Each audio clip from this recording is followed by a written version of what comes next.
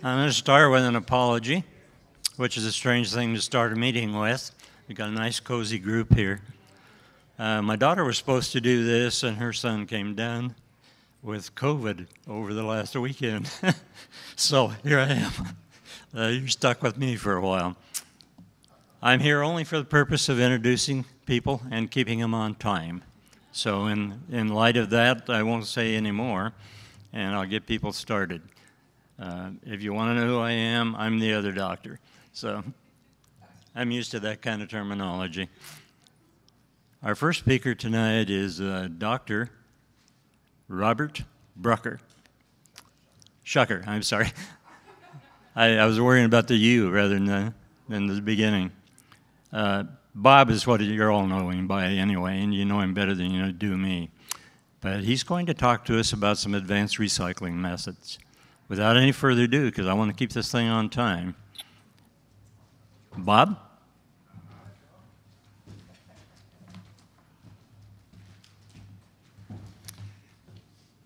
Sound check. Sandra, can you hear me? You can hear me. If Sandra can hear me, everybody can hear me. So thank you, Gordon. I appreciate the introduction. Thanks to Gene and the organizers for the pleasure of talking with you today a little bit about the application of advanced recycling to agricultural plastics. What we're going to do in the next 20 minutes or so is talk a little bit about the global problem with plastic waste, how we're dealing with it. We talked a lot yesterday about mechanical recycling. We won't talk much about that today. I'm going to spend all of my time talking about advanced recycling, specifically with regard to the chemistry, what actually happens to the molecules when you're doing advanced recycling, and how you design reactors to get the best yield of liquids out of it, and then some recommendations at the end. You heard yesterday that the global production of plastics has now surpassed 400 million tons a year. What you didn't hear is that for the last 14 years, the rate of plastic increase has been at about 12 million tons a year, and it doesn't look like it's going to stop. So plastic production will continue to increase, and the question is, where does it go? McKinsey put out this report about 6 years ago that said that a lot of the plastic goes into landfills. You heard that yesterday. A lot of it goes into incineration. A little bit goes into unregulated waste, part of which is unfortunately the oceans. About 16% goes into mechanical recycling, but 4% of that is lost just by mechanical losses. So only about 12% ends up being recycled at all, and less than 1% of that goes into advanced recycling. So a lot of opportunity for advanced recycling in these areas. The good thing is that agricultural film is basically two types of plastic: low-density polyethylene and linear low-density polyethylene. And both of these polyolefins convert very nicely in an advanced recycling process. Now, the bad news is, and you heard this yesterday also, is that agricultural plastics are not routinely recycled. I took these pictures in South Texas last year. The bales of agricultural mulch film on the left and the bales of drip tape on the right, the next day were burned in the field, much as they are in Florida, which Gene talked about yesterday also. So people are burning the plastic waste, perhaps except in California, rather than recycling it. So what we'd like to do is we would like to approach what is called the circular economy, and that is we get rid of all this waste burning and incineration. And the way this works is petroleum is distilled and produces a pyrolysis material, a naphtha, which goes into a steam cracker. The steam cracker produces ethylene and propylene. From the ethylene and propylene, you can make polyethylene and polypropylene. This is sold as pellets to manufacturers, injection molding, blow molding, and so forth. They make things like Legos and plastic water bottles, which are used and then thrown away. And typically now they go either into incineration or into landfills. We heard yesterday that you can recycle this material, and high-density polyethylene bottles for sure are recycled today. And all you do is clean them up, remelt them, extrude them into pellets, and blend those pellets with the pristine pellets that come out of the fossil fuels process. But that's not got the potential to handle all the waste that you need to handle. So advanced recycling is about the only way that you're going to be able to handle this. What we do with advanced recycling is we take the same material, we feed it to a pyrolysis unit. That pyrolysis unit at high temperatures in the absence of oxygen produces a pyrolysis oil or py oil, which can then be recirculated to the front end of a steam cracker, blended with the naphtha that they use already, because the two are compatible streams, and it goes through the steam cracker again to produce ethylene propylene, from which you make polyethylene polypropylene.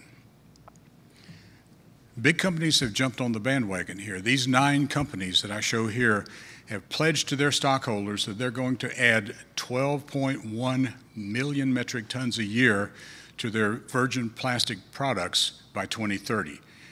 That's a lot of plastic, and most of them are far behind schedule as far as getting any of this done. The companies have a choice, actually 2 choices as to how to meet these goals. The first is pretty simple. You buy pyrolysis oil from a third-party producer. That results in a lower capital cost. It results in faster implementation because all you're doing is buying the material. You can get long-term contracts, and you're not responsible for the feedstock acquisition, which is important. The downside is that there's really fierce competition for pyrolysis oil. It's in short supply.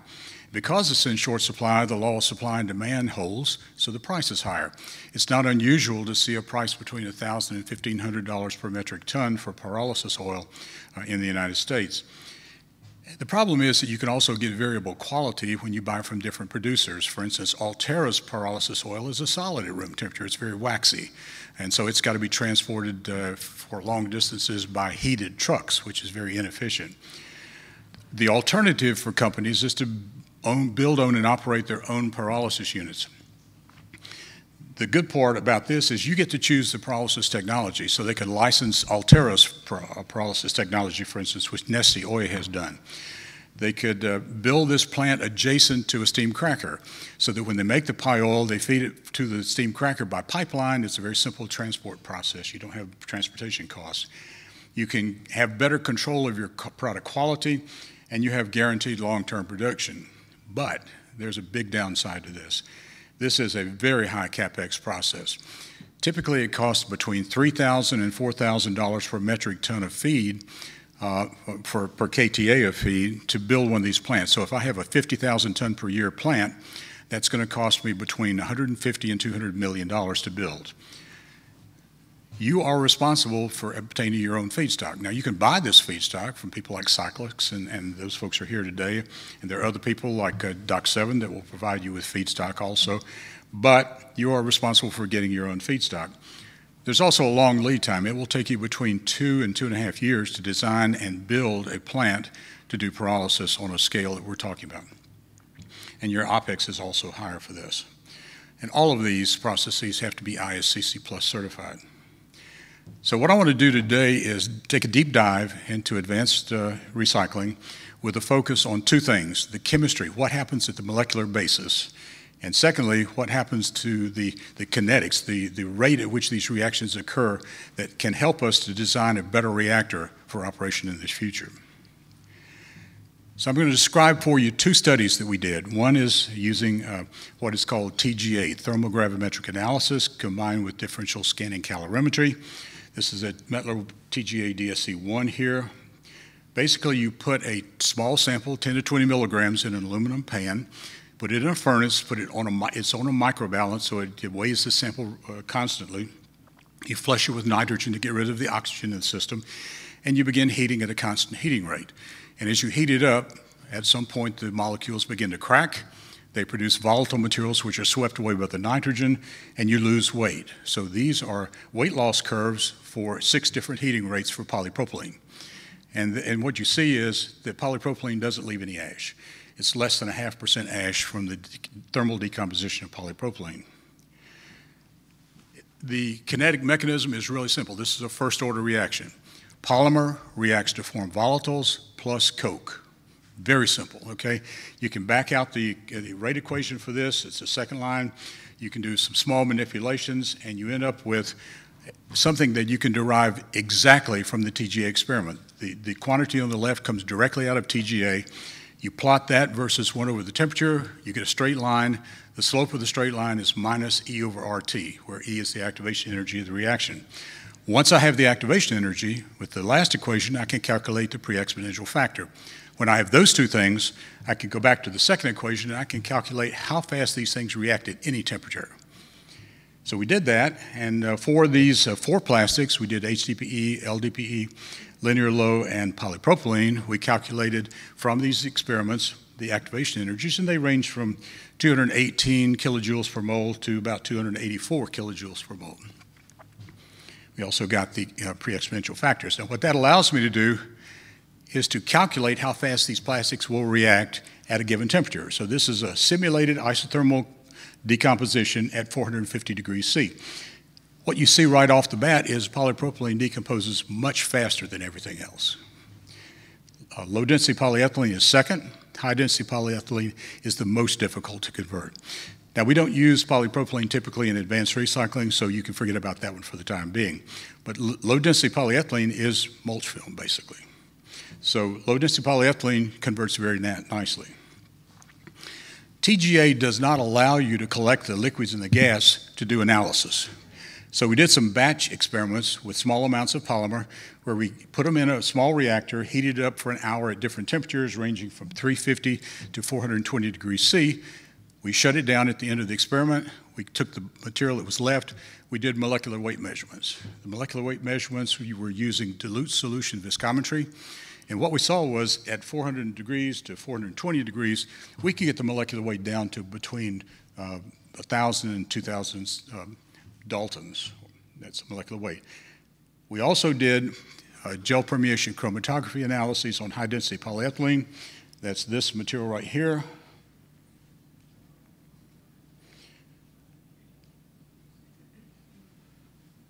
Okay, so this is the HDPE that we start with. If we react it for an hour at 400, you get the second curve. 420 is the left-hand curve. You can see that in 1 hour at 420 degrees, you do a tremendous shift in the molecular weight distribution for high-density polyethylene. So we decided to do one more study.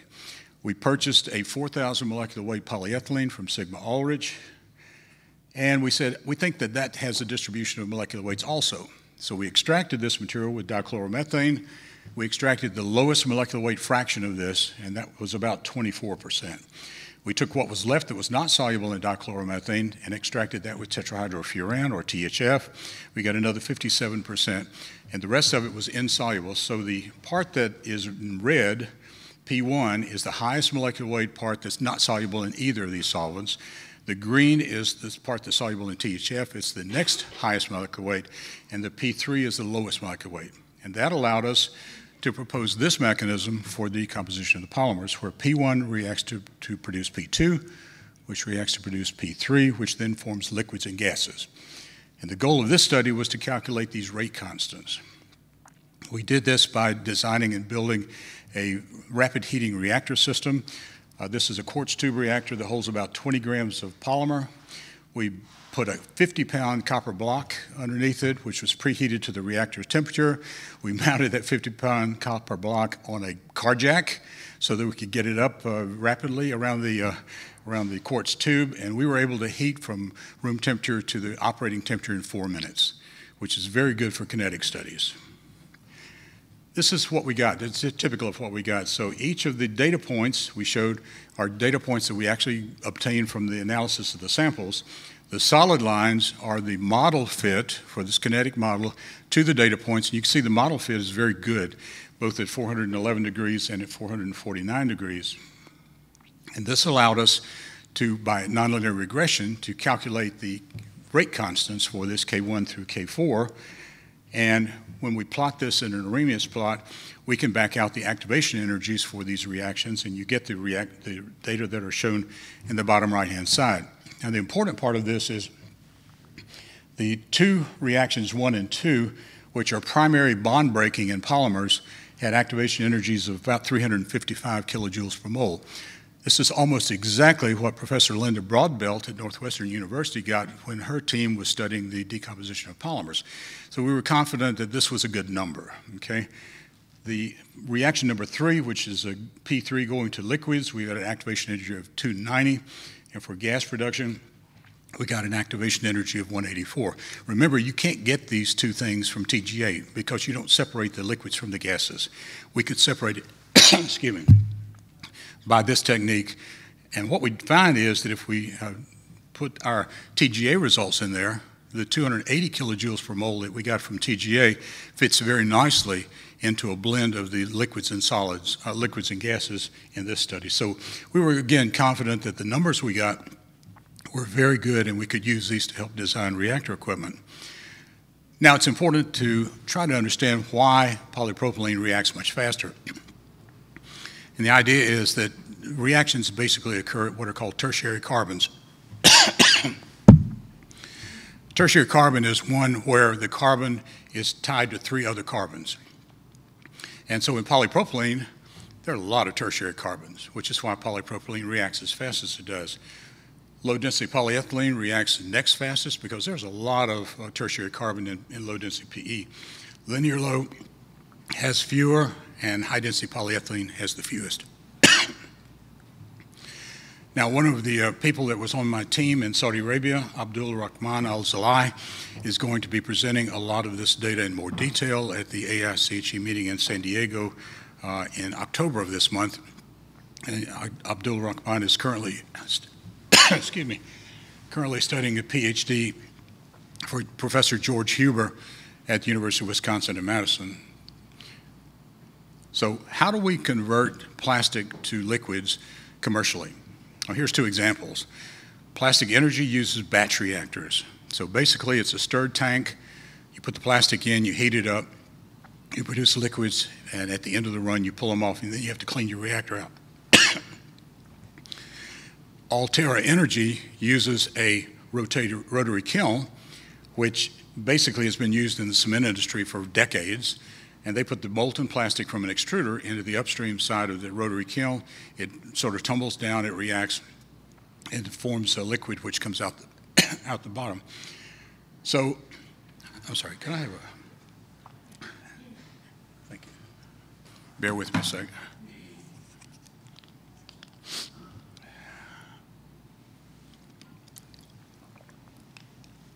Thank you.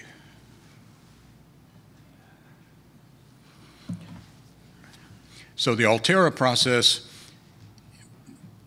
it only processes about 10,000 tons a year. The Plastic Energy is about 6,000 tons a year.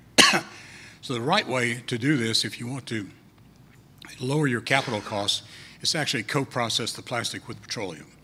And this basically is what ExxonMobil is doing in Baytown. So 2 processes here. One is to add the plastic to a fluidized cat cracker. This operates at about 550 to 560 degrees C. Operates typical feed as vacuum gas oil, which is compatible with the plastics. A typical cat cracker is about 80,000 barrels a day. If I add 1% plastic into the VGO feed to a cat cracker, I can process 42,000 tons a year. If I add 5%, I can process 209,000 tons a year. That's a lot of plastic. My favorite is the delayed coker. So delayed coker processes vacuum residual oil. It typically operates at 480 to 500 degrees C. Good size coker is about 110,000 barrels a day. And I can process at 1%, I can process 64,000 tons a year of plastic at 1%. I can process 319,000 tons per year at 5%. So cokers are a very good way to process plastic. They're also known as the garbage cans of the refinery. They will take anything. They'll take small stones, they'll take plants, they'll take sand, they'll take gravel, they'll take anything because it all comes out in the coke product at the end of the day. Now, the good news is that in the United States alone, there's 5.6 million barrels a day of cracking capacity, and there's almost 3 million barrels a day of delayed coking capacity. So you could take all the plastic that you want to process in the United States, and you could process it in all the refineries that we have in either an FCC unit or a delayed coker without building another processing unit. All this is advanced recycling. Say just a couple of things about additives. One of the biggest fears that that advanced plastics folks have is chlorine, because PVC decomposes at about 275 degrees, produces HCl. If you've got any water around, you make hydrochloric acid. That will eat your equipment. So there's a limit to chlorine in most feedstocks. Bromine is the same. Silicon in these situations, except in silicon dioxide, which is sand. Silicon in any other form is a problem. It's a catalyst poison. I've shown here some fire retardants with the bromine, and the two pigments, which both have chlorine in them, both of which are pretty stable.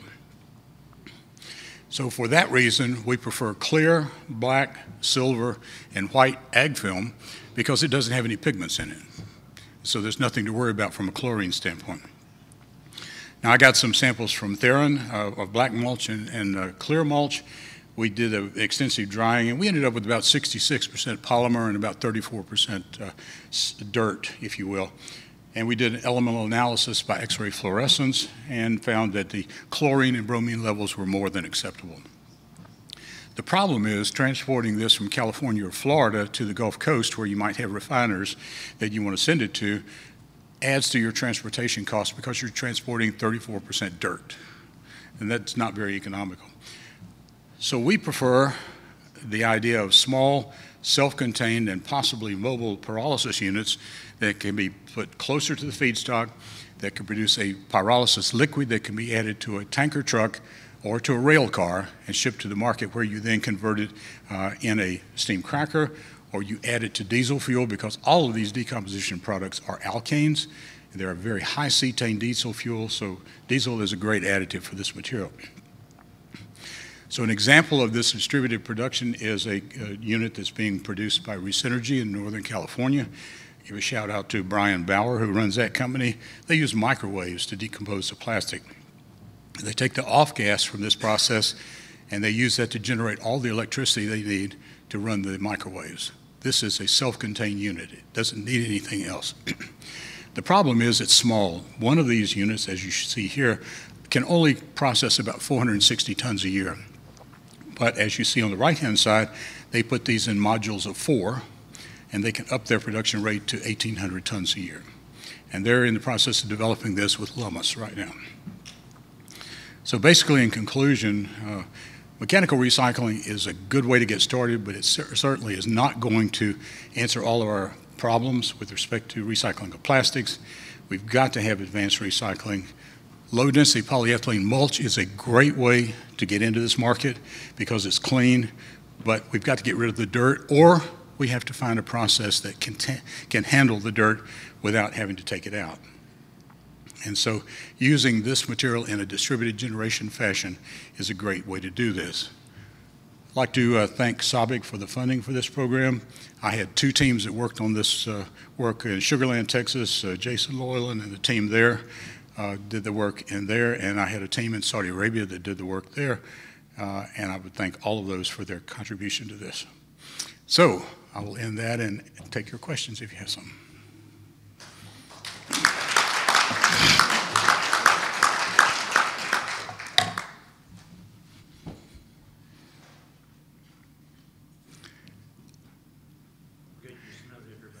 Theron. Great presentation. I think we're all very interested to see exactly how we can get this into the hands of, or ag plastics into the hands of advanced recycling. Gene yesterday talked about how he's actually involved in an operation that's doing so. So yeah. If we have ag plastics that we want to get there, is right now the only way that they're accepting it is if we get it to the pellet form, or are they accepting any ag plastics at all that you know of at scale, not for testing, but actually, you know, besides what Gene said yesterday, at scale? Are you talking about ExxonMobil? Or any of them, SABIC, ExxonMobil. SABIC doesn't have an operation except in the Netherlands right now, and their plant is run by Plastic Energy, and they get all the feedstock. ExxonMobil will take any plastic that has the right elemental composition, that has the right density. It's got to be above about 18 pounds per cubic foot, and it's got to be in certain size. It can't be too large. And so they ship it into their Baytown facility, and they blend it with other plastics. They will take some dirt, but they do testing in their laboratory ahead of time to determine the liquid yield, and if it's too low, they won't take it. So I would say they would blend ag plastics into what they're doing right now, and they would take it. So the answer is yes. Your comments about the cost, the CapEx, build a 50,000 ton per year plant, $150 to $200 million, would that include an upgrading system on the back end with a hydro treater, or Just for the... No. Okay. So when Sabic built this plant in the Netherlands, Plastic Energy actually built it.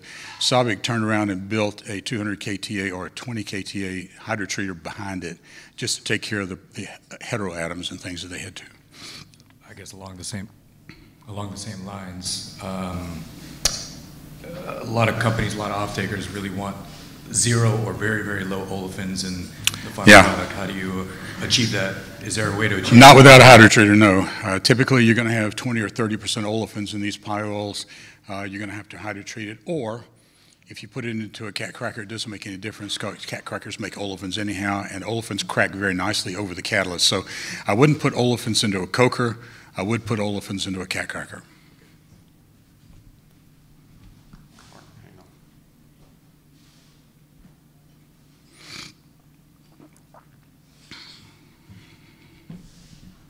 Thank you again for a great presentation. Two questions. One, you mentioned one of your last comments was about mobile pyrolysis units. Are you seeing any activity moving in that direction of more mobile type units, smaller units, as opposed to larger capital investments? The Resynergy units would be mobile to a certain extent. They're not that large. You saw the frames, just square frames. You could technically put that one frame of 4 units on the back of a flatbed truck and move it to where you wanted to move it, offload it with a crane, tie it into some modest utilities and operate it there, and then pick it up and move it if you wanted to. So mobile, not quite mobile from the standpoint that you can move it itself, but it would be easy to put in and take out. Kevin's talking about same size units. They're a little bit more permanent, but they do the same thing. They're distributed generation. They're in the 1 to 10 kTA production range, and they would be closer to the feed. So you eliminate all the transport problems. We are actually working on a process that I think would be also good. I can't talk about it right now, but it's something that I think ultimately would be more mobile than the Resynergy plant is. Thank you. Another question. We're working with multiple different companies on taking our plastic from our program and converting it into pie oil. The piece that we're trying to figure out now is the ability to run pilot cracking trials. Do you know of any pilot scale crackers in the U.S.? No. You're talking about steam crackers for the product pie oil? Yes. No. It's hard to scale those down. It's either very small or very large, but hardly anything in between. I know people who will do cat cracking tests for you on pie oil, and a good friend of mine in Pasadena, Texas, does this for a living. He tests the pie oil for a lot of different people over a cat cracking catalyst, but not thermal cracking.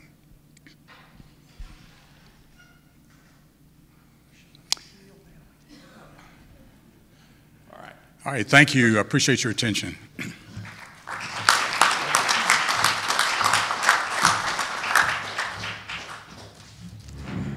I'll read it this time so I don't screw up the name. These are all long-term friends, by the way. I've met most of them night before last, so forgive me of my lack of intelligence. Our next speaker is going to talk about pyrolysis of recycled polyethylene mulches and balancing the economics, which is a pretty important issue for all of us and led to some of your questions, I'm sure. So without any further ado, I'm going to introduce Kevin DeWhitt, who is the founder of PDO Technologies.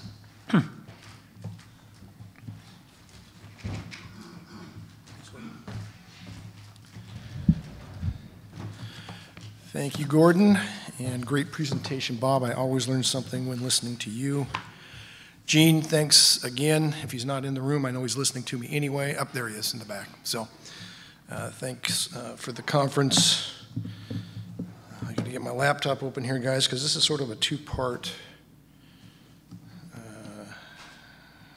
Hang on. What is my password? Let's hope that one worked. Perfect. All right.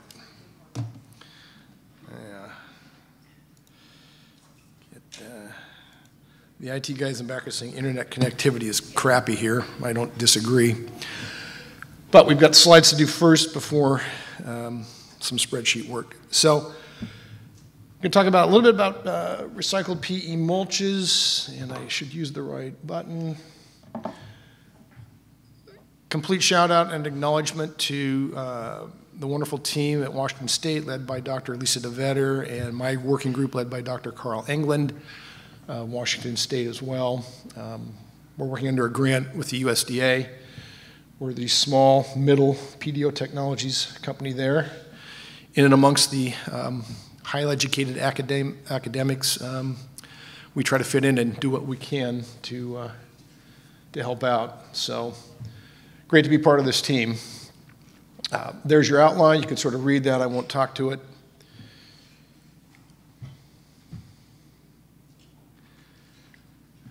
Even you slow readers should be done by now.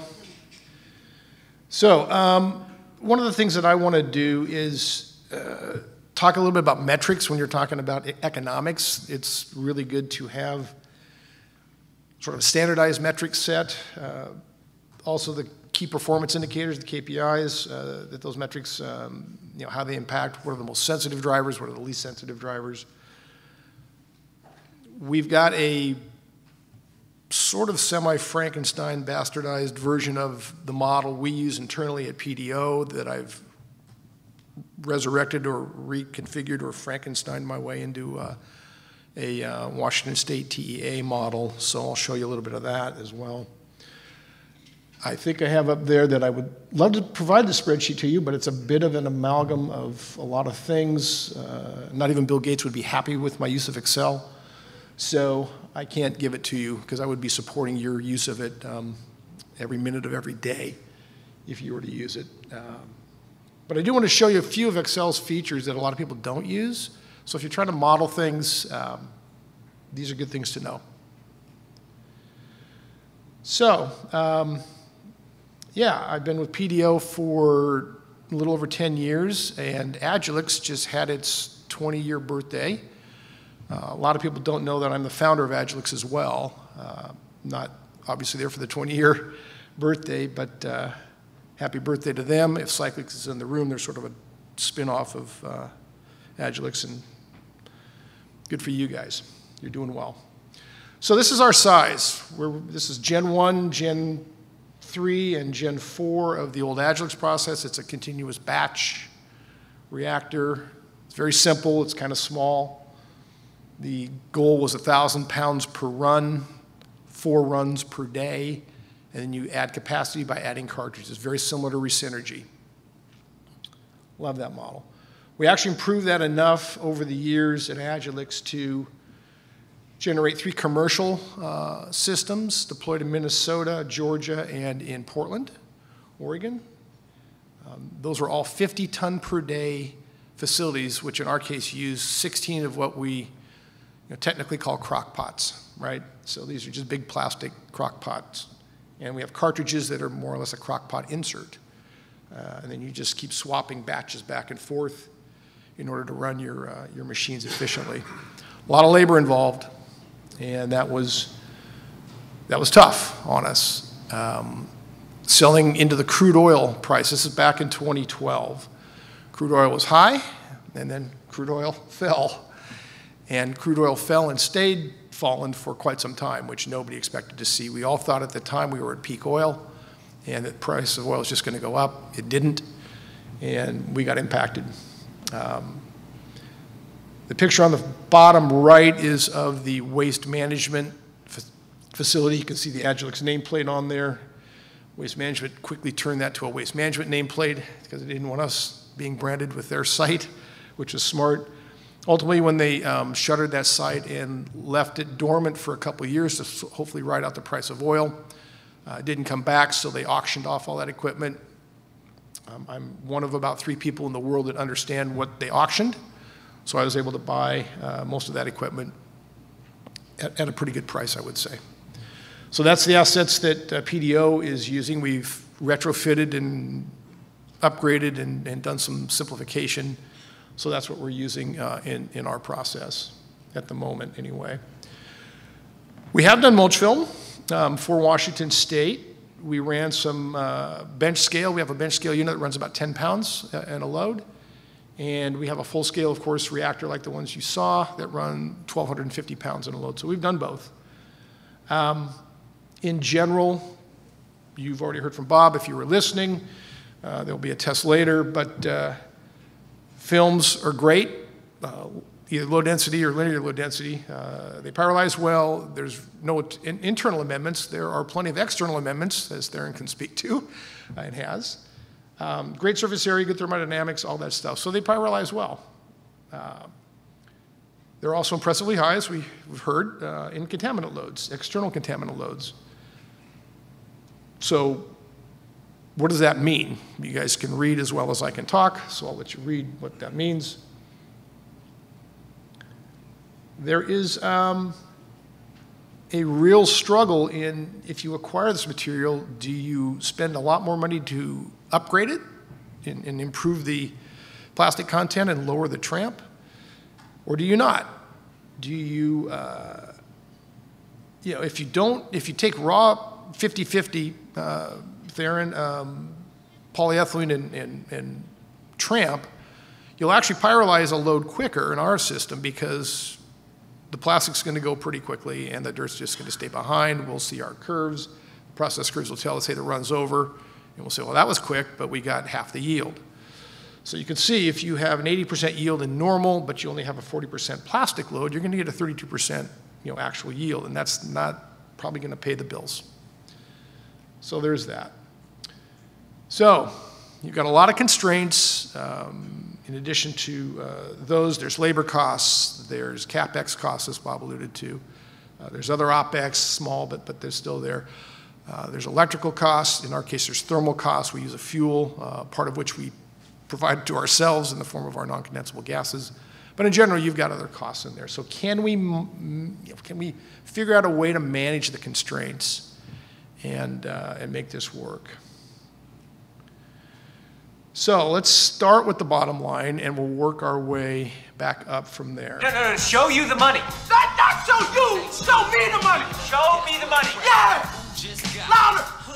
Show me the money. That's it, brother, but you got to yell that shit. Show me the money. I need to feel you, Jerry. Show me the money.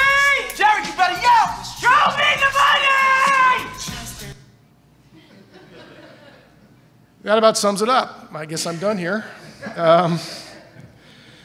So the model we have, we take into account CapEx.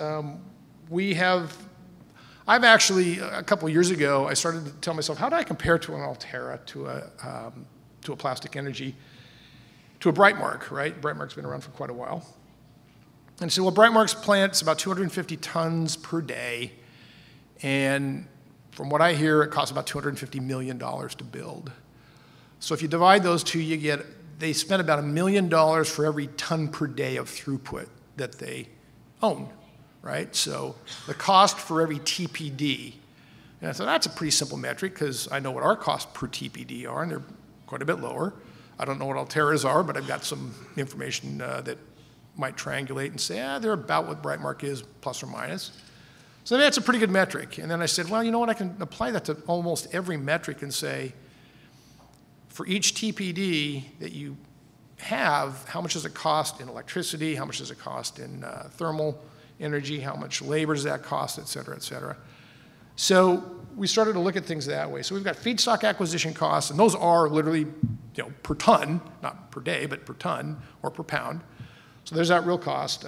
Feedstock costs are really bifurcated into two pieces. You've got acquisition costs, you've got preparation costs. And then you've got Ted, who has to move all this stuff, and so there's that additional, guy skimming off the top, so to speak. I remember Ted from 3 years ago came up, looked at everybody, and said, "Guys, it's all about logistics." And I will never forget that. And I reminded him of that, and he said, "Wow, somebody remembered something I said 3 years ago." And he could have dropped his mic right there and walked off, and I would have said, "Well, that's about it." So there's a cost, there's a real cost in getting feedstock acquired, prepared, and then landed to my equipment, right, whatever that means, however much that costs. There's also process variables, of course, internal. Everybody's process is going to be different. Vadex is not, so Vadex, Altera, sorry. It's not the same as mine. It's not the same as Plastic Energy. It's not the same as anything that Freepoint uses, for example. I don't know what technologies they use. So there's lots of different variables there.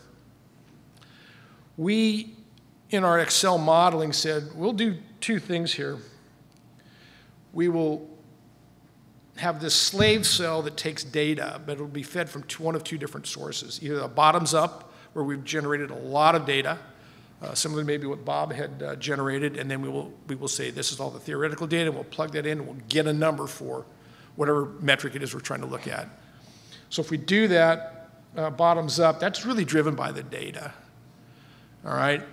The top down is somebody, usually the CEO, that says, I don't care about all the bottoms up stuff. If we can get this much for the product, how much is it going to cost to run that thing? And oh, by the way, if it costs too much, I want you to figure out how to make that thing run at X so that we can make money. So they're going to top down the approach, right? So we have both of those, and depending on in our model which one you choose, that slave cell will reflect that. And what we do with that in our model is we put a little toggle that says, hey, you want to adjust it further? Check the box. And if you want to adjust it further and you check the box, run your percentage up or down with that little spinner. And Excel's got plenty of little controls to do this. All of that results in the actual modeled value that the rest of the model uses. So we've done that. Our model's about 119 or so variables. It's decently complex, which means I've got 119 little red boxes and 119 yellow spinners. If you get too many spinners and boxes, Excel doesn't like that. I've discovered this. I blame Bill Gates, by the way, as I should. So that's how we, that's sort of the basis of our design. Once we designed our model, we said, all right, there are some constraints that we have to take care of, and the first constraint would be feedstock acquisition and preparation. I've been working with Alan Youngs at Agriplast for 16 or 18 years now, and Theron for a couple, and a lot of people that are very good at understanding, plastic and how it moves, the logistics, et cetera. It's counterintuitive, but the larger the plant, that usually drives feedstock acquisition and preparation costs up, not down. People think economies of scale. It actually doesn't work in this particular case. There's reasons for that, but that is a hypothesis. You can believe me or not. It's up to you, right? Here's another one. Labor usage. Small systems, high labor.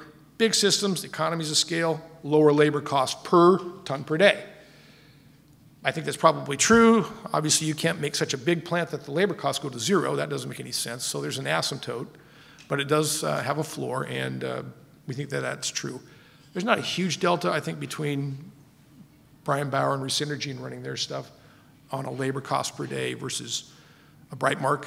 I don't know either one, but it's not going to be $500 for every ton per day in difference, right? Single point of failure, uptime. This is a big, big deal. Bigger plants have, when you have hiccups with bigger plants, you have a more acute pain in your, project location's butt, so to speak. If you suffer on uptime or downtime, because they're both related, picture this. Brian Bauer's got let's just call it 5 tons a day of capacity in some module, maybe it's 10. And he's down for a week, so that's 7 days. He probably should not tell his feedstock providers, stop your deliveries. That's probably going to upset that apple cart. So he's got to have inventory room for 70 tons. Brightmark's going to have room for 1,750 tons. And even decently densified, that's a lot of space. All right, so there's a subtlety that people miss. Go the other way. Feedstock supply is interrupted for a week. If Brightmark doesn't have 1,750 tons sitting on site that they can flow control in as they're waiting for their supplier to come back, they're down. And when they are down, there's a bit of a flywheel effect there because it's a big thing slowing down, which takes a while to spin back up. So that's a real thing, and people, I think, miss that a little bit. There's continuous models, there's continuous batch models, there's pure batch models. The continuous model is usually very large scale. In Altera, for example, the flywheel effect comes into play. The minute you start slowing that locomotive down, you're going to take a while to slow it down if you need to stop it, and then getting it back to speed is going to be tough. Continuous batch, I think, is the best approach. It's versatile. You can, if you scale it properly, you can really balance out what you see in the locality in terms of flow controls of plastic and the like. Batch models are fine. Honestly, if you're going to have a batch model, why don't you just put two batches together and gang them together so that they're asynchronous, like two pistons in a car, and while one's going, the other's being serviced, et cetera, et cetera. So I would probably never go with a pure batch model, but some people do.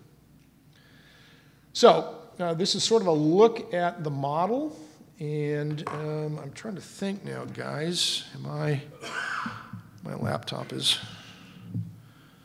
hang on for a second.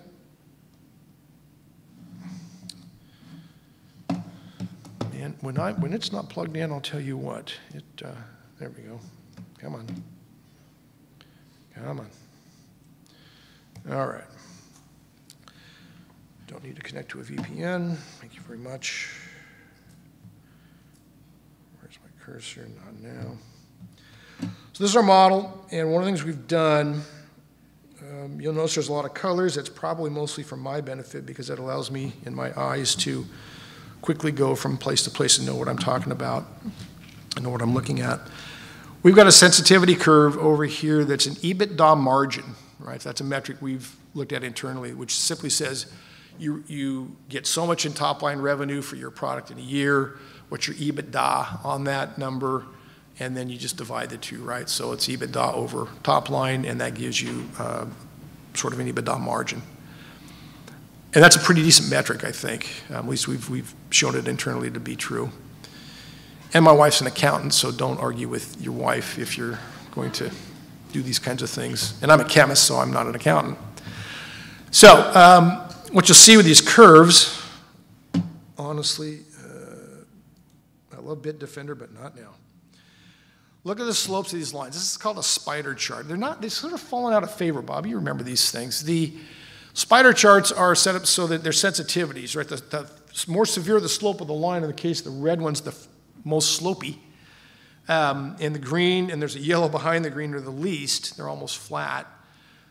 The more slope, the more sensitive, right? So right now, tramp material, tramp load in plastic is the most sensitive driver in this model.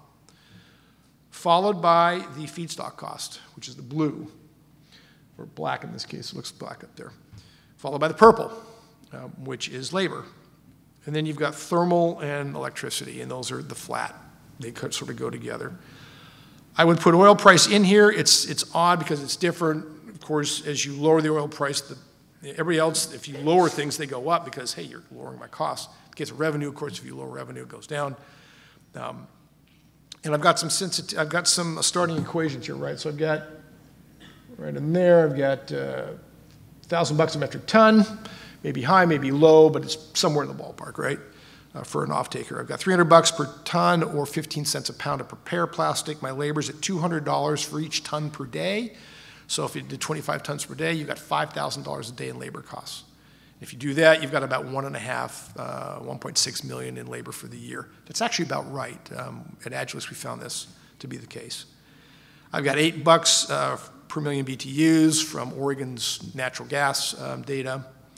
And then I've got no tramp load. That's nice. And then electrical costs, and that's a funky metric that I'm trying to redo. So in Excel, let's look at this for just a second. I'm not saying you guys should do these things, but they're not hard to do, and they can be done, and they're making an impression on folks. So PDO's got its own set of ribbon controls. We can change our mass variable from pounds to tons to kilograms to metric tons. We can change energy from BTUs to kilojoules, megajoules, et cetera. Volumes go from gallons to liters to barrels. Those are actually convenient for us because sometimes people talk in different languages. We've got product revenue benchmarks. That looks fun. Well, we can compare our stuff to diesel, to gasoline, to a gas and diesel average, or we can seek a revenue or profit. which is what a CEO would want to do, right? Hey, tell me how we can make 50% EBITDA margin, you know? Well, if we eliminate all the labor and the energy and we charge $5,000 a ton, we can do that, all right? So you can tell people when it's not going to work that way or when it's feasible. That's a goal seek inside of Excel, by the way. It's straightforward to do. We wrote our own project management tool. I'll show you. Excel's got a scenario manager, and when you use it, it looks like this. It's a nice little summary of things. I've got 82% as my yield, CHAR's at 7%, $300 per ton or 15 cents a pound to collect, 0 to prepare because I just bundled those together. No tramp, probably not realistic, and then I go 25 tons a day, and I spent $500,000 for each ton per day, so it's a decently expensive plant. I'm getting $1,000 per metric ton, and my labor is $200 for each ton that I process, so $5,000 a day. So I get a 14.9% EBITDA margin on $5.7 million in revenue with $856,000 in EBITDA, 14%. Not great, right? Excel Scenario Manager, if you do multiple scenarios, they will aggregate them, and so you can sort of say, hey, well, what's the best case? And you can say, well, 85% instead of 82, 4% instead of 7, 10 cents instead of 15, so on and so forth, cheaper CapEx, cheaper OpEx. Now I'm at 48.9. Well, that sounds great. Well, are those assumptions any good? Those are arguable, and the real world will tell you whether you have good assumptions or not. It's very demanding in that respect.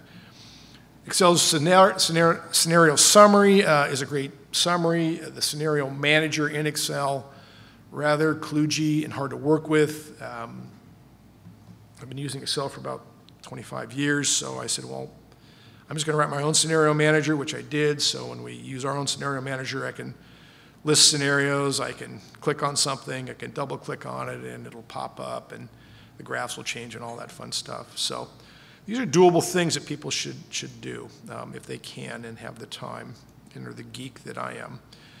I've got some controls down here that I just put on the form. A lot of people, Spring Lane Capital is a great group out of New York, actually Boston area, but they have some presence in New York. Took a seminar from them last October, and their model had this upside downside baseline case. So they had 3 cases, right? Here's your normal. What happens if you're goose it a little good or goose it a little bad?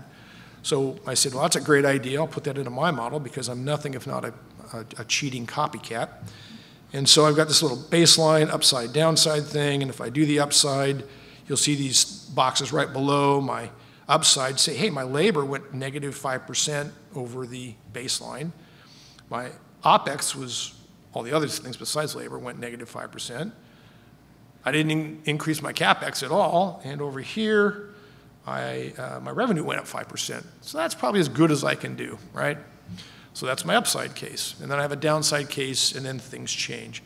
If you look at that EBITDA margin in the middle,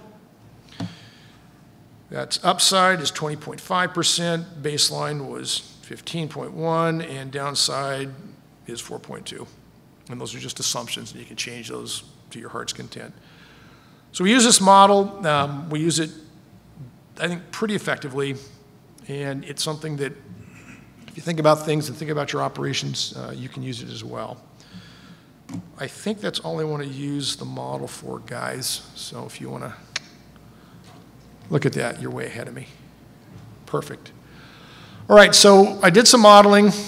Sorry, Gene, I delivered my slides this morning because I was up until 12:30 modeling numbers because I know how my Washington State group likes data. And so I said I got to generate at least a table of data. So we think the EBITDA margin's pretty good, of course. I've already said that, but I'm just going to put it in my slide anyway to make the point. In order of sensitivity, you guys didn't see the product revenue curve. In fact, let's see if we can do this here. Let's just do product revenue. I'm going to check my box to add that. I'm going to run my spider chart. And Bill Gates, thank you very much. Runtime failed. All right. Mr. Gates strikes again. So I would have shown you the curve. The product revenue curve is actually the most sensitive. Of course, if you don't get paid very much for your product, you don't have a business. If you get paid a lot of money, you got a great business. So very sensitive. Tramp is actually the most sensitive driver. Acquisition and preparation, which I've always thought were key, are still key. They're just not quite as key as tramp load. Labor is important, almost as important as those, but not quite. Thermal energy and electrical energy are not important. Now, in the case of Resynergy, if you're microwave, you've got more electrical and probably very little in the way of thermal costs. So those are going to change. Electrical is going to be a little bit more sensitive. And so those flop. Thermal goes lower if you're microwave. Electrical goes higher if you're microwave, and no surprise there. So everybody's technology, everybody's solution, they should be doing their analysis. They probably are. Their CFOs and their ops people are probably doing all this stuff. Because each site, and I know that most of the plastics collectors can say this, even in different farm fields, it's slightly different in how you attack it. Everything's a little bespoke, everything's a little customized, so you have to adapt to that, right? So let's look at a little, this is the last slide, I think, and then we'll get a few questions and out of the way. Should we spend more money on improving the feedstock quality, lowering the tramp? And if so, how much should we spend? Can we use things that are not very sensitive, like thermal energy and electrical energy, to add to the equation, because they don't impact us a lot? Can we spend a lot on those categories, and how much can we impact the bottom line? So here's a sample data set. What I did was I said, all right, we're going to change the cost of feedstock from nothing, but you're getting 50% tramp, to $300 a ton, but now you've lowered your tramp half to 25. To $500 a ton, you lowered it to 15%. And to $700 a ton, 35 cents a pound, and now you're getting it down to 5%. Those are educated swags, that's all they are. And then let's look what happens, right? If the $1,000, $1,100, $1,200, and $1,300 per metric ton for your product, and I know it's US tons on the feedstock side, metric tons on the product side, sorry about that, I blame Europe. But if you look at that data, what happens is at $1,000 a ton, you're barely above water at no cost, but at 50% load, that's not bad. And then you just spiral down the drain very quickly. At $1,100 a ton, you spiral less quickly. And even at $1,300 a ton, you can't buy your way down to a low enough tramp load to make this work well. All right? So there's two solutions to that. One is don't take plastic with a high tramp load. That's pretty easy. But if only there was a way to pay less on the front end and get more revenue on the back end. Right, what would that look like? So I think I'm done there. Any thoughts on what that might look like, that last question? If there was only a way to get less money input in and more money on the output side, what would that look like? Questions or answers?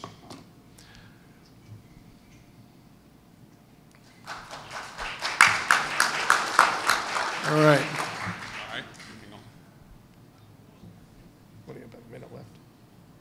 About a minute left. Perfect. Thanks. Thank you for that. Can you expound upon tramp load? Is that contamination within the feedstock? What is tramp? Great. So I take that for granted, sorry. So tramp load, so intrinsic to plastics are amendments, and you can't get around those. So those are not tramp. It's anything that you could maybe wash away or scrub away, or otherwise, like E-Factor 3 has got such a fantastic, that process yesterday you saw with the DRD. That's a great process. I think costly, but it's a great process. And that gets rid of tramp. So that's what I mean.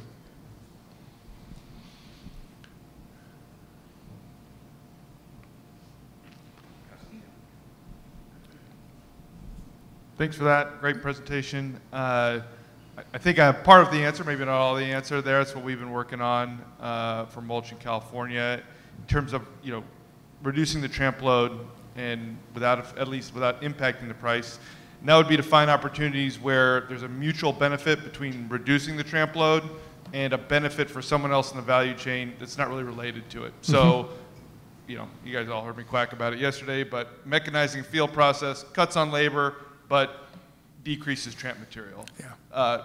Densifying the field makes Ted's transportation costs go lower for bringing in the feedstock. So that's probably one of the answers. Not something that doesn't happen at the plant, but is someone's getting value that's tightly aligned with yours. Yep. That is one of the elements. That is an answer that does work. It's an interesting answer because you have to define very, very carefully and crisply and probably somewhat contractually, or at least informally, those relationships that act as win-wins and those that you try to avoid the win-lose, right, where somebody perceives they're getting, shafted one way or another. So the other more universal answer, guys, that I know you're all waiting with bated breath to hear is there are mechanisms out there that are just now starting that involve plastic credits, right? Collection credits, recycling credits, all sorts of credits. Circularity credits in the case of refineries that we don't touch, but there are some credits out there. And take a look at those. They're out on the web, 4 or 5 different programs, and they may be the one thing we need, Ben and Theron and et cetera, to bridge that gap between we just need to lower the cost a little bit in order to make this thing work. So thanks, everybody. Appreciate it.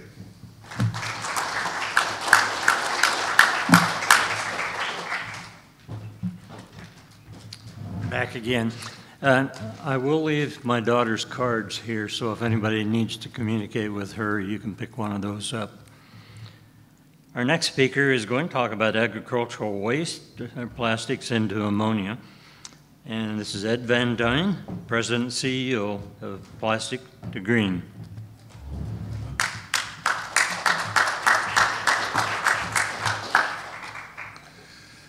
Thank you, everyone. Thank you, Gene, for setting up this conference. I feel like I was just handed the football, given what I have on my second slide. We're taking all waste plastic, anything that you guys can't handle, all the not PP and HDPE and all those acronyms. We basically can take carpeting, styrofoam, anything that doesn't go through the normal recycling process. We'll take it and we'll turn it into ammonia and carbon black. And we do it at 60% margins. And so basically, we're poisoning ourselves with how much waste plastic is going into the ocean. Basically, a Coke bottle with the cap still on it is not recyclable in today's systems. Obviously, you guys are talking about farm waste and all the dirt. We can take all the dirt, and it comes out in our process, and I'll show you the process diagram later. But basically, 60% margins after debt service is what's possible with our plants. They are high CapEx, so we are $600 million for 600 tons per day. But once we get this plant up and running, we'll be able to repay the debts. We happen to have a $2 billion loan available to us from the hydrogen loan program of the Department of Energy. The only problem is we need the money to get from here to there. So in the end, only about 2% until ExxonMobil comes online. Only about 2% of plastics are actually getting recycled in the world today, and we need to change that. And so we're developing the technology to take everything that nobody else takes and make the lowest cost ammonia in the world and high margin, high profit carbon products. So the other thing that I wanted to point out is, since we're not making pie oil and fuel, we're also a zero carbon process. So using renewable energy as our energy input and putting out carbon products and no fuel, we're basically a zero carbon process in total. So why ammonia? I think in this group, ammonia is obvious because it's a fertilizer for the farm, but in the future, everyone's talking about hydrogen as a fuel. The problem with hydrogen is hydrogen. It's the smallest molecule in the world and it leaks out of everything. And so we take the hydrogen out of plastic and make it directly into ammonia. So you have a much smaller, much less expensive way to store and transport the hydrogen. In the case of hydrogen, obviously keeping it in the form of ammonia, it can go on the fields as fertilizer. But there are companies like Safeway who are asking farmers to use green ammonia as their ammonia for the farm. So the market for green ammonia is rapidly growing, but the market for ammonia itself is already $80 billion a year, on its way to $130 billion by 2030. That's just to be able to feed the planet with 10 billion people on the planet expected by 2030. And so typically the way that we're now coloring the colors of hydrogen, the colors of ammonia, today we call it gray ammonia for the ammonia made from natural gas. And I'll show you a chart next to explain a little bit of that.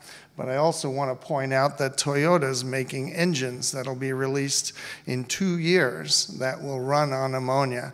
Ammonia is flammable, but it takes a little bit of help to get it started. And so that beauty of ammonia over hydrogen is ammonia doesn't want to burn at room temperature and pressure. So what we're doing is what we call pyrolysis on steroids. And so we're doing a combination of what these guys are doing on the front end of pyrolyzing plastics and gasifying plastics. And then we use a process very similar to methane pyrolysis, virtually identical to methane pyrolysis, that does a secondary step of pulling the molecules apart to essentially take all of the ethylene gas, propylene gas, all the names of plastics you can think of. They gasify, they boil, and then we take those gases and then we rip them apart in another plasma step, which I think it'll come up in 2 slides to show you what that looks like. But basically, we rip those molecules apart and we get the hydrogen out and we get the carbon out. And the carbon is primarily carbon black, and the hydrogen comes out as hydrogen, and we take that while it's still hot and we make ammonia out of it. So this is a chart of all the different ways of making ammonia with carbon sequestration. Basically, SMR stands for steam methane reforming. That's how 98% of the world's ammonia is manufactured today. You take a combination of steam and methane and you get the hydrogen out and you make ammonia out of it, but it has a carbon intensity. The bottom one, methane pyrolysis, which is very similar to our process, has 0 carbon intensity as long as your electricity comes in the form of renewable energy. Obviously, if you're pulling your energy off the grid, depending on where you are on the grid, you're going to get your coal-fired power plants into your carbon analysis. So basically, this one right here, 8.4 gigajoules is the energy required to rip that, rip the molecules of methane apart and make 1 ton of ammonia. The benefit is inside 1 ton of ammonia is 19 gigajoules, if I can get it over there, 19 gigajoules of hydrogen energy. So you actually have a 2-to-1 multiplier of energy out versus energy in. Compare that to the way green ammonia is made today with electrolysis. You need 36 gigajoules of energy to make 19. So, the benefit of this process is that you have an energy multiplication from your feedstock coming in and where you get your hydrogen from and your energy from renewables. So when you need a solar field to drive your plant, we only need 1/4 the size of the solar and wind farm to be able to drive our plant.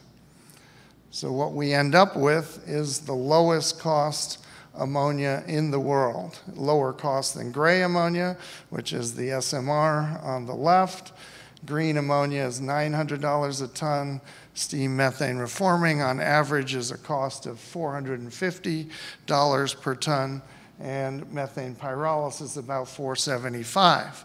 But we basically get to use the process of methane pyrolysis minus the cost of methane, and since we take all the carpeting, all the styrofoam, all the stuff that nobody wants, and we basically already have the MRF run by Waste Management in Denver being willing to deliver us all of their waste plastic from their MRF for free, and they'll even pay the transportation cost to get rid of it and not have to put it in their landfill. That we basically have approximate cost of about $300 a ton. As long as we drive that process with renewable electrons, we have the lowest cost green ammonia in the world. How does it work? Basically, our pyrolysis just stands for lack of oxygen. So our pyrolysis on steroids is a two-stage process. We have an arc furnace over here that basically takes in all the waste plastic from the shredder and the dryer and all the equipment that you guys were talking about here yesterday. And we get aluminum out. We're going to be taking the yogurt containers that have an aluminum lid. We're going to take the potato chip bags that have an aluminum liner. We basically take all of the plastics, and then all of the dirt will turn into silicon and other contaminants, and we'll get them out of the arc furnace at the beginning. Then we separate out the paper waste in the cyclone separator, and then we go to our second stage of pyrolysis, which is virtually identical to methane pyrolysis, where we basically gasify or take those gases that are already gasified and rip those molecules apart, get our carbon black out the bottom, get our hydrogen out the top. We do have residual gases that we have to clean up, like chlorine from the PVC that we take. We have carbon dioxide, carbon monoxide are the three big gases that we get out in our scrubbers. We take the carbon dioxide and add it to the ammonia to get urea, to sell it as fertilizer or diesel emission fluid. We take our carbon monoxide and send it to a machine that makes carbon nanotubes, and which are worth $50,000 a pound. And then we take some of our carbon black and we make it into graphene for the battery industry. Carbon black is worth $2,200 a ton, which is twice the price of diesel fuel, so per ton, and that's the retail price of diesel fuel. And again, we have zero carbon emissions. Michelin and Bridgestone have asked for recycled carbon black. We're going to be one of the biggest suppliers of recycled carbon black to the tire industry, as well as making graphene, which is worth about $12,000 a ton. So the key is taking this plastic apart and making high-value products out of it, taking all the aluminum and sending it back to the aluminum recycling places, taking all the steel out, sending it back to the steel makers, and taking the silicon and giving it to the cement industry. So where's all this plastic going to come from? Well, the funny answer is New Jersey. New Jersey is exporting 1,000 tons a day overseas to this day. So even though all the plastic going to China has been cut off in 2018, New Jersey is still shipping 1,000 tons of plastic a day overseas. And so we want to put a plant on the Hudson River, put a plant on the Mississippi River to collect it from all the Midwest states, and then on the Bay of San Francisco, because California is still exporting more plastic than we need for one of our 600 ton per day plants. And then we obviously can go find all that plastic that used to go to China and figure out where that's going. And not counting what's going to Exxon. They can have all the stuff that they want, and we'll still have plenty of mattresses and stuff that nobody else wants. So right now we are a startup looking for funding for getting from our mobile lab that we're building this year to our pilot plant that we want to start construction of next year in order to get to 5 tons a day. Once we get to a technology readiness level of 8, where we've run that pilot plant for 3 months straight, we get access to $2 billion worth of loans from the Department of Energy's Hydrogen Loan Program. So we'll use the $2 billion to make plants 1, 2, and 3, as I said, on the Hudson River, the Mississippi River, and the Bay of San Francisco. Again, very high margin business, 60% margins. We can borrow money and repay those loans very quickly because there's a lot of free cash flow once we get this online. So our business model is to build plants all over the world. Obviously, as a technology company, we will license the technology to other companies as well, for companies that are interested in building plants in other parts of the world. But basically, we need to build these as fast as possible to collect all of that plastic that doesn't go to the conventional recycling processes that we heard about earlier. So just 3 plants could put us in the $1.7 billion a year in revenue as a company in 8 years from now. So obviously there are risks. Our biggest risk is high capital requirements. Everybody needs to get from, we need to get from being a startup to a big company with big plants here as quickly as possible in order to clean up the mess that's in the river. We're also one of the only processes that can take the plastic directly out of a river, directly out of an ocean, and process it immediately. Yes, we will dry it a little bit with the equipment that I heard about yesterday, but it's really the ability to use this process. The drying is inherent in the ovens and the arc furnace in the front end. And so we obviously have regulatory requirements, but we're basically planning on building plants that have 0 emissions, 0 gaseous emissions. It's a 0 water process. We'll get plenty of the water from either the water or the food waste that's already in there. So what little steam and water process that we need we'll get from the steam that comes off the plastic and the food waste. So obviously there's the risk of the upcoming election and a few other factors, but there's obviously a very high number of rewards for getting this company started. And so, any questions?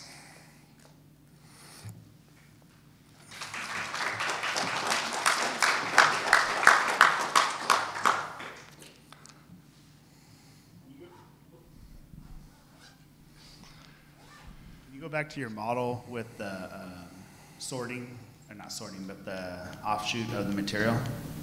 That one? Yeah, so the first, I guess, maybe line there up to the carbon black, could that be applied to the other advanced recycling technology? It doesn't, I don't really see anything there that's specific to ammonia up until after the carbon black. Could that process of pulling out that dirty contaminants and sorting the metals and carbon black and everything like that be applied to other advanced recycling technology? I believe so. We have one company who wants to make green methanol. And so basically they would just put their green methanol plant up here. So they're asking for our hydrogen at this point, and so in that particular case, the green methanol plant would go up top instead of the ammonia plant. But the hydrogen is hydrogen at that point. Carl England, Washington State. My question to you is, where is the nitrogen coming from? Nitrogen comes out of the air. We have a nitrogen separator, and so we put the nitrogen in up there and add it to the hydrogen to make the ammonia. Oh, so you're just pulling nitrogen right out of the air. You're not using a liquid nitrogen or a compressed nitrogen gas. Okay. No, and we don't, because we still have oxygen in the process from the food waste, and the paper waste has oxygen in it. Our plan to purge with nitrogen is only the sort of what I call low quality nitrogen. That's only 99% nitrogen with still 1% oxygen. So we still have added oxygen from what's coming in, but our diluent gas is not a very high quantity in this beginning phase. We add most of the nitrogen in during this phase as the coolant and the boundary layer around the secondary plasma. And so it's used to cool that 10,000 degree plasma back down to about 1,000 degrees Celsius fairly quickly to keep things out of their recombination temperatures, because about 2,500 Celsius is the sort of the temperature you want to avoid, because that's where most carbon, hydrogen, nitrogen, oxygen combinations occur. What is your TRL right now? 5. Have you been able to put sections of this together, or the entire process together? We've done every section of the process already, and in our mobile lab by October we should have it all put together, at least all the way from waste plastic to ammonia. The only thing we won't have in our mobile lab is the scrubbers on the chlorine. So we won't be testing PVC in our mobile lab except under special circumstances. Okay. You make more carbon byproduct than you do ammonia through this process, right? Correct. What's the market price for the, you said carbon black is $2,200 a ton. $1 a pound, And and the graphene is $12,000 a ton, and the carbon nanotubes are $50,000 a pound. Are you making the graphene carbon nanotubes, or are you setting it up? We're not making the carbon nanotubes right away, but it's an off-the-shelf $15 million machine. So once we have the money for the capex of the factory, we'll buy that $15 million machine to make the carbon nanotubes. How are you making graphene from the carbon powder? It's a secondary process. We're actually licensing it from Rice University. So I don't know if you've seen any of the Rice University papers, but it's using their... Universal Matter company that... Yeah, similar. Okay. All right, thank you. Great questions.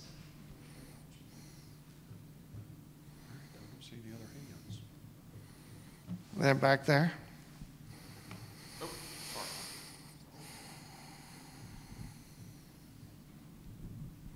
The mobile unit that you said you'll have by October and all pieces kind of connected at that point, what will the throughput of that operation be? About 5, it'll be a batch, 5 kilograms a day, but it'll really do it in about 5 hours, but because it's sort of like we have to start up and run the furnace and then run the plasma and then run the ammonia loop, and so they all sort of run in a slow sequence. So it's about 5 hours for 5 kilograms. What's the next scale up? The next scale up will be 5 tons a day for the pilot plant, and it'll be a continuous flow process. And do you have any estimated time from that 5 ton per day to a full scale? About 2 years. Okay. What I didn't cover is that all this equipment is available off the shelf. The front end plasma equipment is basically used in the medical waste destruction industry, and so we can buy the plasma and the and the arc furnace front end from them. Those parts in the middle are already available with equipment that's sold to the methane pyrolysis industry. They use identical equipment to that to get the carbon black out and the hydrogen out. And then even the scrubber technology is all available from a company in New Jersey. So this is actually easier to build big than it is to build small, because the suppliers for everything for a full-size plant are already there, already ready to sell us equipment today if we only had, $600 million, which is hard to do as a startup. Any Great. other questions? Thank you. And you Oh, wait a minute, over. hang on, we got one over here. This guy's disappointed with each question. How many acres or square feet do you need to build your full-size plant out? It's about 100,000 square feet under a roof and 100,000 square foot tank farm in back for all the storage. As long as the mic's here, I'll ask the question. It's a lot of very specific processes. How are you doing assembling it? You're going to need a lot of really smart people. How are you doing assembling your team? I already have a team of 12, and half technical, half business. But I actually just met my chemist at the last conference that was here earlier this week. There's a lady who was here that basically has done a whole ton of these pyrolysis experiments on all the waste streams that I'm talking about in terms of carpeting and other stuff besides the normal plastics. And so we're building a team, but the team is already a dozen strong, all working for stock options to be able to get this thing live as fast as possible.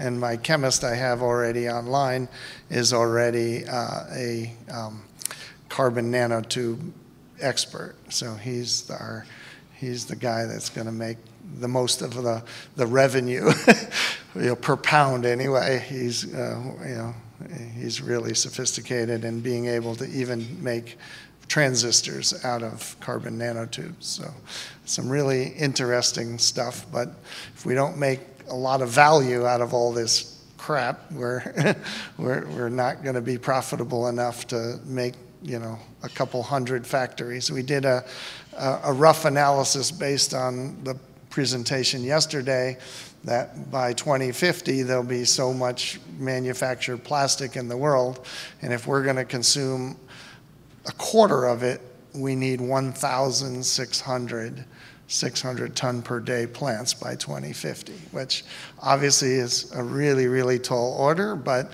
that's the magnitude of the problem that we're trying to solve. Thank you, everyone.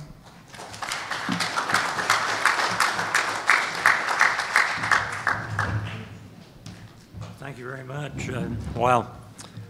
I couldn't see the screen through all this, so what I did is I watched all of you and what you were doing. Very interesting. If you get a chance during the break, I'd like you to check out Bob's boots. You really need to see the boots. Well, I'm Gordon Neal. I'm filling in for my daughter, and I don't have anything more to say. We have messed around with the economics of this stuff quite a bit. And what's fairly obvious, it takes 18 months of very high cash flow to get these things started. At 5 years, you can make a 50% gross margin. And that's off the cuff, but that's what our figures have shown. If any of you, by the way, need to talk to my daughter about additional information that these people have or other questions that you want answered, the cards are here, and I'll freely give your information to you on how to do that. Other than that, have a good break. It's a very important part of our whole morning. Thank you, everybody.